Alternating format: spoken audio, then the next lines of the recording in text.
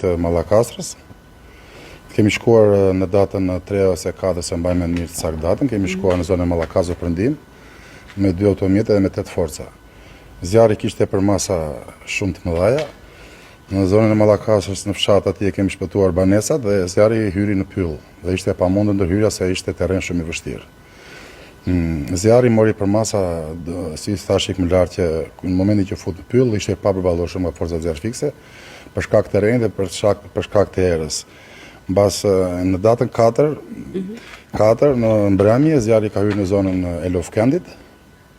Kemi mobilizuar gjitha forcat të shërbimit zjarri fikës me 3 mjete zjarri fikse, kemi shkuar dhe kemi luftuar me mjete rrethanore, me pompa shpine, me kazma dhe lopata, e kemi izoluar për momentin dhe aty menduam se zjarri u fik, por ditën tjetër për shkak temperaturave tepër të larta, zjarri mori një fuqi që ishte papërballueshme nga shërbimi i zjarri fikës, pasi hyri në pyll dhe për vetë terrenin që shumë i theppisur në zonën e Trenijes, shërbimi i zjarri fikës e pati tepër të vështirë ta neutralizonte.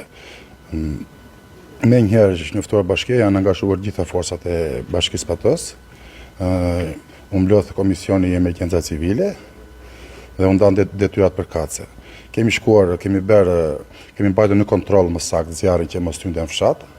Në fshatin e Drenijes, fshati i cili ishte relativisht ditët e para ishte shumë larg, por në mbyllet të operacionit zjarri arriti tek një banesë në fshatin Drenije, atje është punuar shumë mirë, besoj është punuar shumë mirë, pasi banesa shpëtoi.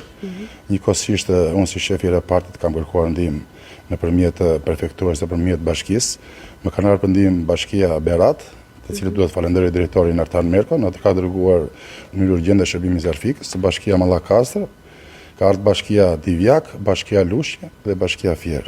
Pra kjo ishte në momentin e fundit të zjarrit. Po, u afrua shtëpive. Besoj se nga shërbimi i zjarri fikës dhe gjeras në të falenderoj gjithë çunat e zjarri fikës, të gjithë që kontribuan në të zjarr.